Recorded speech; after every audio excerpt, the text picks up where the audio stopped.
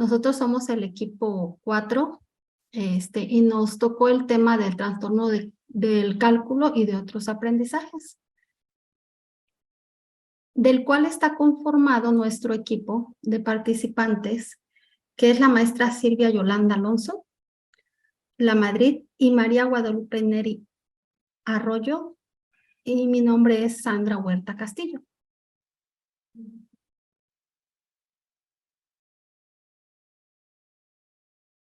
Y pues bueno, comentarles que realizamos una entrevista a través de Mentimer y hubo diferentes respuestas. La pregunta fue, ¿sabes qué es la discalculia? No se hizo a muchos docentes, nada más fue aproximadamente a 15. Entre sus respuestas es que desconocen, no saben. Hubo quien comentaba que son dificultades con las matemáticas, otros que con los números, y hubo quien comentaba que, o su respuesta fue, que son situaciones neurológicas. Para nosotros esta entrevista que se hizo fue para darnos una idea. Entonces, finalmente vemos que se desconoce mucho al respecto y quien tiene ya de alguna manera alguna información es porque efectivamente ha realizado estudios de posgrado. Entonces, pues, esto es lo que rescatamos para darnos una idea al respecto.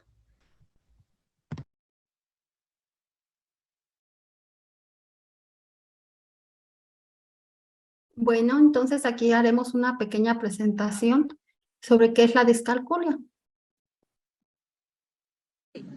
Take one and pass the rest. Here.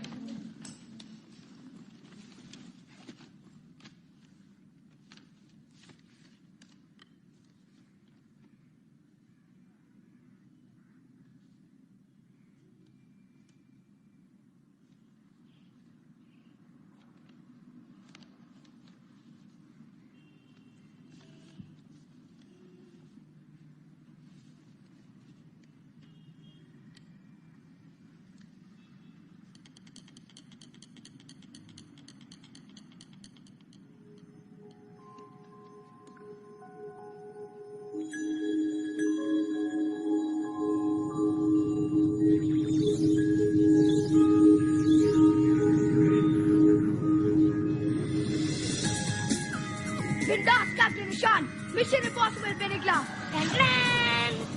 उसका मिशन सूरज से तीसरे planet earth को खींचकर solar system के 9 planet Pluto में इंटू कर देना है 3 into 9 बीप बीप बीप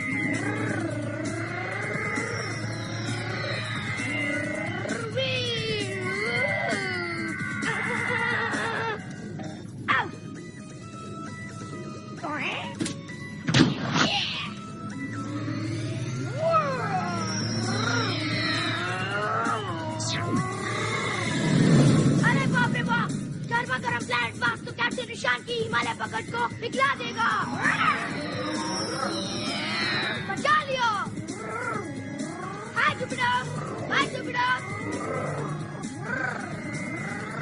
हाय Saturn having fun bye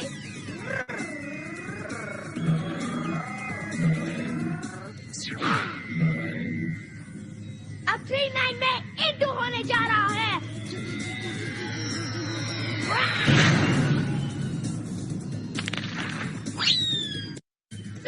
destroyed! वो planet ही नहीं रहा ढूंढ लिया विदास का निशान में जवाब ढूंढ लिया 3 into 9 का जवाब है 3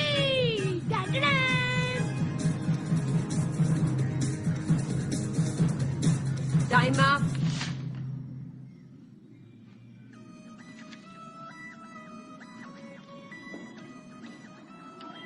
ईशान कैसा था test Bueno, ¿qué es la discalculia? En el año de 1987, pues se conoce por primera vez este término como discalculia del desarrollo. Posteriormente, entre 1994 y 2000, pues se nombra como trastorno del cálculo. Aproximadamente entre el 4 y el 6% de la población estudiantil pues se ve afectada por ese trastorno.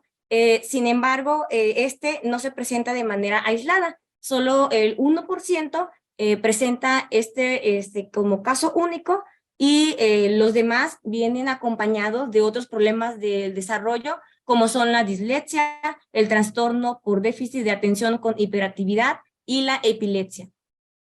Se da frecuentemente en niños y en niñas de manera equitativa.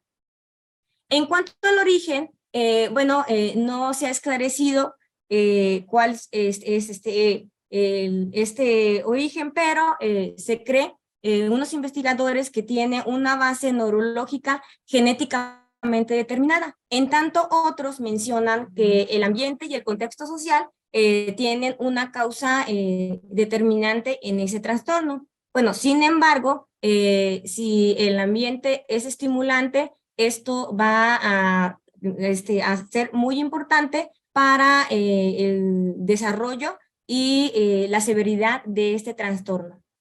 Con referente a las características, bueno, se dieron algunas en el año de 1970, muy sencillas. Más adelante, en el año 1985, se robustecieron estas características que presentan los niños con discalculia en cuanto a la organización espacial. Por ejemplo, acomodar cantidades en columnas o seguir la direccionalidad en algunos procedimientos. En cuanto a la atención visual, bueno, pues presentaban algunos problemas en la lectura de signos aritméticos, también olvidaban el punto decimal. En cuanto al procedimental, pues se da también que omitan o que adicionen algún paso, algún procedimiento, o que utilicen alguna regla de algún procedimiento en otro. En el gráfico motor, aquí presentan problema en la formación de alguna cantidad en los números. Y del juicio y del razonamiento, aquí se dan como resultados que resultan difíciles de creer. Por ejemplo, que el sustraendo sea mayor que el minuendo. En cuanto a la memorización de cantidades, bueno, pues les cuesta trabajo también esto de procesar las tablas de multiplicar o también algún paso en algún procedimiento aritmético específico. Y en la perseveración de solucionar operaciones aritméticas y problemas numéricos, se da que tienen dificultad en cambiar de actividad o que repiten el número o la actividad. Bueno, pero ¿cómo es? Aparte de lo académico, cómo se presenta, también un niño en la vida real, en la vida cotidiana, puede presentar este problema, y se puede ver en que tienen una pérdida en la noción del tiempo, en hacer mediciones, en resolver problemas reales, por ejemplo, con el dinero, en dar cambios, en también organizar sus mismas actividades, cuando están viendo también en diversión, por ejemplo, algún partido de fútbol, etc., en saber quién va ganando, quién va perdiendo, también en organizar algún manual o que tengan que armar, también se les dificulta. Todo ello va a repercutir también en una frustración que van a sentir al no poder resolver correctamente o dar o hacer la actividad que ellos querían en casa, y también se van a sentir cierta angustia, y también se va a ver reflejado en sus interacciones sociales. Algunos autores han mencionado que las alteraciones en trastorno pues se deben, en específico, podría ser, Cohen menciona algo de el problema de la falta de memoria a corto plazo. En tanto, Davis también menciona que son algunos problemas en el procesamiento de secuencias. También Badian en los problemas atencionales, y coincide con Chaileb y colaboradores también. Él menciona que se debe también a un déficit de la atención. Y por el lado contrario, Butterworth menciona que no es un problema específico que es un problema del aprendizaje de las matemáticas, más no en una alteración en un área cognitiva. Entonces, pues estos son algunos de los hallazgos que se tienen de estos autores. Con respecto a el proceso cognitivo que los niños realizan en el momento en que están ejecutando una operación matemática, se dan diferentes procesos, entre los cuales se encuentra pues el manejo de los números, que se representa con un lenguaje que incluye una serie de símbolos que se dividen en dos. Uno es el logográfico, que se maneja el nombre de los números arábigos del 0 al 9, y el otro es el fonográfico, que es el nombre que se le da a los números, por ejemplo, 0, 9, etc. En cuanto al reconocimiento de los números, depende de dos procesos. El primero es el reconocimiento verbal y el segundo corresponde a el proceso de reconocimiento perceptual, que es reconocer el símbolo con el número y el número con el símbolo. Y este número aporta dos conocimientos, que es el número uno, que es la base, que es el grupo base, por ejemplo, unidades, decenas, centenas, y el segundo es la posición que ocupa ese número que se está utilizando. En cuanto a la habilidad de discriminación visoespacial, también corresponde a cómo van a ordenar los números en las columnas, cómo van a dejar espacio entre los números, y también cómo van a iniciar esa operación de derecha a izquierda. Con referente a la memoria operativa, aquí esta va de la mano con la atención selectiva, y esto juega un papel muy importante en la resolución de operaciones aritméticas. La memoria a largo plazo tiene dos tipos de información. Una de ellas es de información sintáctica. Esta se refiere, por ejemplo, a cómo los alumnos pues van aprendiendo conocen las reglas de los procedimientos matemáticos.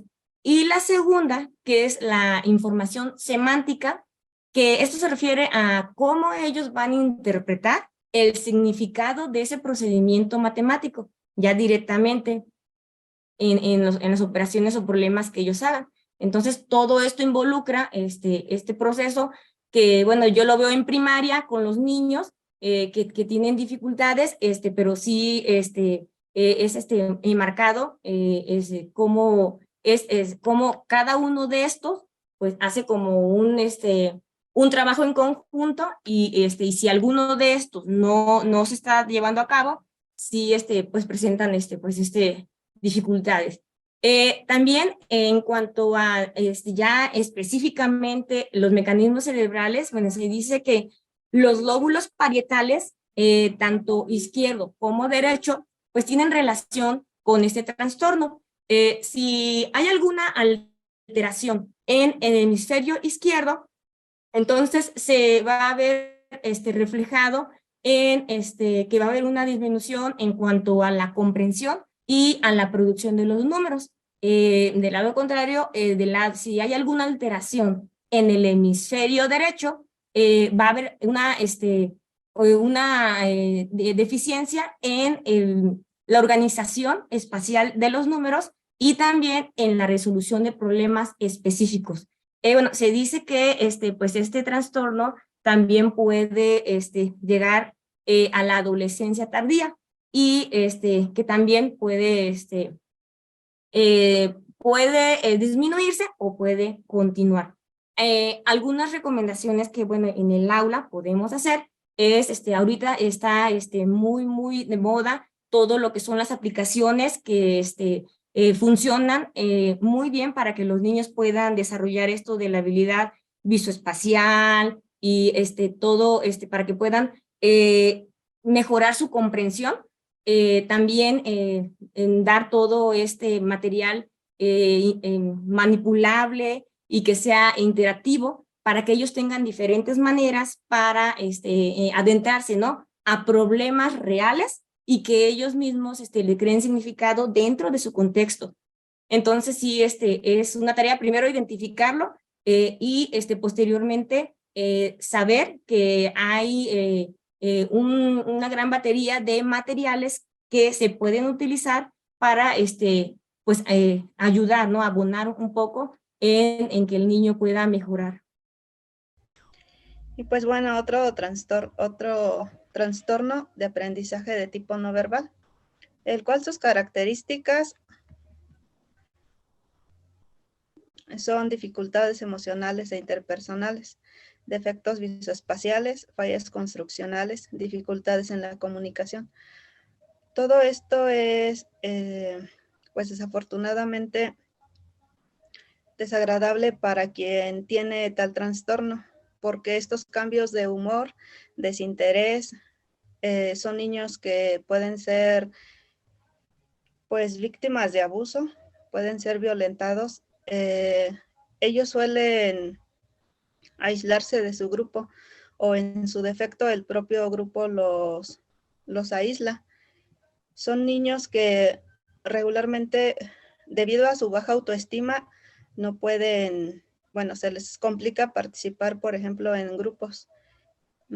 Por ejemplo, en niños de primaria que se les solicita exponer algo y al tener estos niños baja autoestima, pues justamente son niños que no pueden presentarse frente al grupo vaya y hacer tal exposición. Y es ahí donde de alguna manera ellos, por esa autoestima, pues, por esa baja autoestima se aíslan o inclusive simplemente en juegos suelen pues no participar con sus compañeros. Ante estos defectos visoespaciales y fallas construccionales, como docentes se pueden ir con otra idea de que se deba a otra situación, pero realmente pues es por trastornos de aprendizaje de tipo no verbal. Esto lo podemos, por ejemplo, observar si ahorita en este momento yo le pidiera a alguna de ustedes o algún compañero que, por ejemplo, que tomara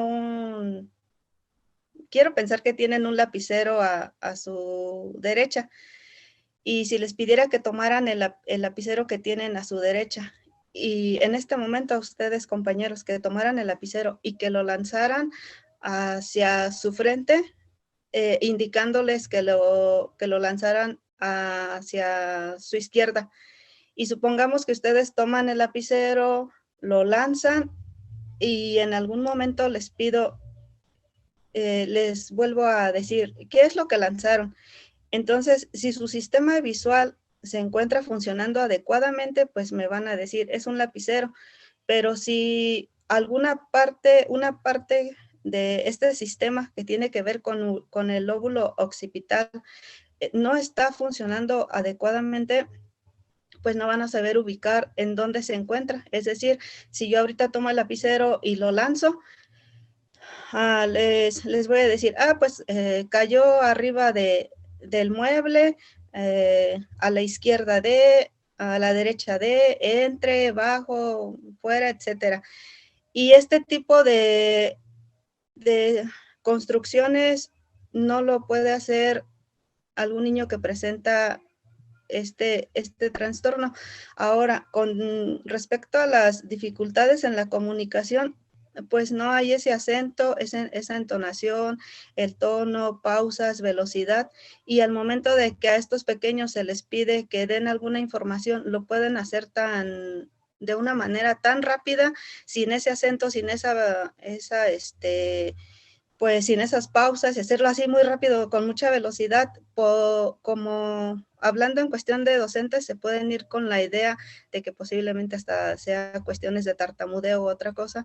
Entonces, pues es ahí donde habría que estar de alguna manera con estos conocimientos para poder identificar una u otra diferencia. Entonces, con estas características, habría que al menos comenzar con este conocimiento.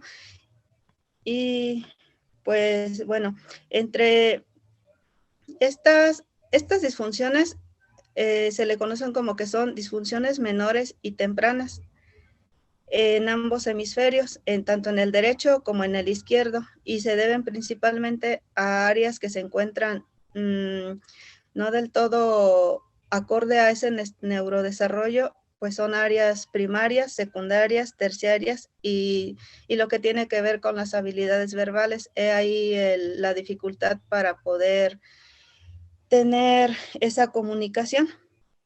Pues todas estas, con respecto a lo que ya les he mencionado, pues hay dos, de acuerdo a los estudios y las investigaciones que se han realizado, los llevan a dos perspectivas. Una que tiene que ver con el desarrollo cognitivo, el cual por eso se encuentran tales alteraciones en estos procesos, lo cual es pues el perceptual, táctil, psicomotor y ya comentaba lo que tiene que ver con lo verbal.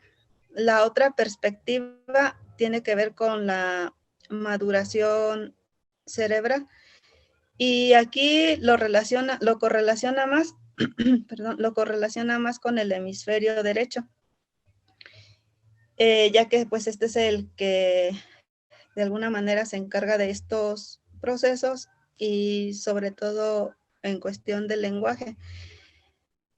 Cuando esta parte se encuentra no del todo, que no lleva un proceso del neurodesarrollo acorde a ese proceso cognitivo y ir a la par, vaya, pues suelen ser niños que al tener problemas con esta comunicación en no verbal, por ejemplo, cuando a un niño se les dice chistes, ahí el detalle que no le encuentran el chiste, no leen el chiste, entonces pues puede ser que al escucharlo y todo, pero no lo relacionan y pues no hay esa risa del chiste que le haya encontrado, vaya. Entonces son situaciones que realmente pues una cosa lleva a lo otro. Por ejemplo, el tener problemas en cuestión de la inteligencia emocional, pues va a ser que debido a no poder comunicar a aquello que de por sí no ha entendido bien y no puede comunicarlo, pues les decía, una cosa lleva a la otra y sobre todo lo que más se daña pues tiene que ver con lo emocional. Entonces al no sentirse incluido o en su defecto el mismo sentirse excluido de su contexto. Bueno, ok, vamos a trabajar un poquito con lo de la dispraxia del desarrollo. ¿Qué hablamos sobre la dispraxia del desarrollo? Es una patología que afecta a la psicomotricidad, aunque no implique que exista una diferencia intelectual. Estos pequeños suelen presentar torpeza y lentitud motora, a menudo también sufren trastornos del aprendizaje y dificultades en el aprendizaje. Adelante. Vamos a ver algunas de sus características de la dispraxia. Estas características son generales y dependen mucho de un niño o de otro. No es necesario que desarrollen todas ellas para hablar de un problema de dispraxia. Hablamos sobre la dificultad en la escritura, en la forma de que agarran el lápiz, espaciado, en formación de las letras. Siguiente.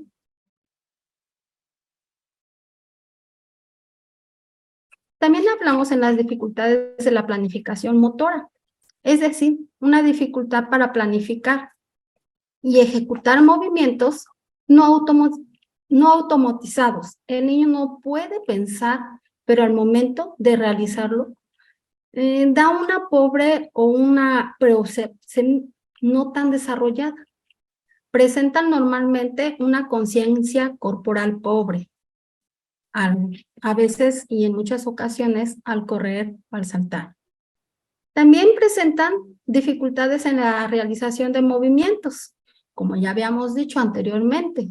Correr, saltar, normalmente se tropiezan, se les caen cosas de las manos. Su función de la dispraxia. En el punto número 1 hablamos de una planificación de palabras. Estas presentan dificultad en la planificación de las palabras al momento que el niño decide decir pelota. Él lo planifica en su cerebro y al momento de quererlo decir, lo dice desordenado. Por ejemplo, telopa o pétalo, puedo decir una palabra incoherente o otra palabra similar a la palabra pelota. En el punto 2, presenta problemas con los juegos y las actividades que requiere como coordinación del ojo y de la mano, ya que esto presenta dificultades visomotoras. En el punto número 3, presenta una inteligencia normal, pero con problemas de planificar y organizar el pensamiento. ¿A qué nos referimos con esto? Es una alteración neurofuncional, pero esto no quiere decir que tenga una inteligencia con un coeficiente intelectual bajo. En el punto número 4, habla de una lentitud en el aprendizaje de algunas habilidades, principalmente las que implica planificación motora general. Esto quiere decir también que presenta torpezas con personas con la misma dificultad motora y presenta una tardanza de la mano dominante. Inicialmente escribe con ambas de manera indistinta. Esto quiere decir que tiene una lateralidad, no tiene una lateralidad definida. También tiene una pobre percepción o no conoce bien su cuerpo al momento que quiere decir con la mano izquierda o la mano derecha. Hace todo lo contrario y presentan dificultad para sostener objetos y se les caen constantemente.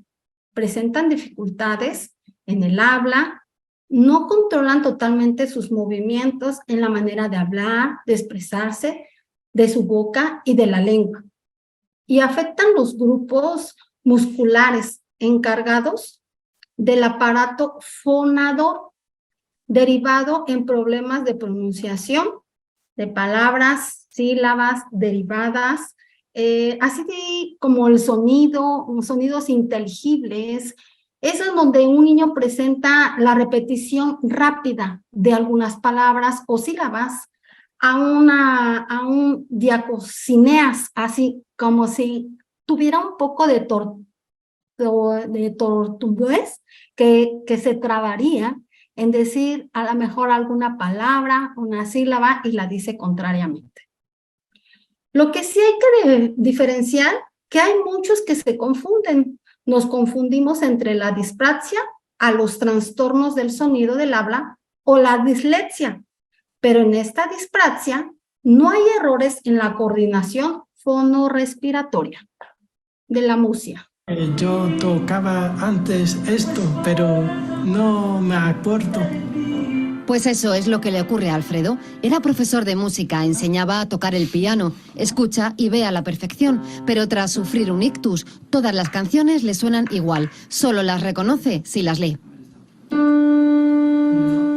No reconozco melodías, no reconozco ritmos, no reconozco nada. Es frustrante. Sufre amusia. Es una dolencia poco frecuente que impide conectar la música con las emociones. Una amusia lo que es tener una dificultad adquirida por una lesión neurológica para percibir lo que es la melodía, el ritmo o algún otro aspecto de la musicalidad. Es decir, que es muy distinto de tener mal oído. La padece un 4% de la población. Puede ser congénita, aunque en la mayoría de los casos es adquirida. Alfredo ahora tiene que aprender a vivir sin música. No es fácil. Está presente en cada rincón de nuestra vida, tanto que nos condiciona en nuestro día a día. Cuanto más rápida es la música, más alegre estamos, más hiperactividad tenemos y, por ejemplo, si es en la conducción, más rápido vamos a ir. Y para algunos puede incluso motivarnos tanto como para que sea curativa. La importancia de la música es primordial porque a través de la música podemos acceder a niveles más profundos, ¿no?, de nuestro ser. Alfredo con rehabilitación intentará conseguirlo, porque la música y el hombre siempre han sido y serán inseparables. Ok, la MUSIA propone la existencia de un circuito frontotemporal izquierdo que aparentemente participa en la discriminación de melodías y ritmos. ¿A qué nos referimos con esto? Es tener una dificultad adquirida por una lesión neurológica para percibir lo que es la melodía, el ritmo, otro aspecto de musicalidad. Puede ser congénita, pero en mayores de los casos, la MUSIA es como que otras personas estén hablando en otro idioma y no entendamos lo que está diciendo. Es un problema neurológico a la sordera de ciertos sonidos o luego a veces cuando decimos tiene dos pies izquierdos, ¿no? Y no escuchamos el ritmo. Caracterizan a la música que puede ser los sordos al tono o al ritmo. ¿Por qué? Porque no hay un ritmo que los pueda llevar para poder dirigirse y tener un baile o llevar una actividad de música. Bueno, compañeros, pues por nuestra parte es toda nuestra exposición que nos tocó y muchas gracias.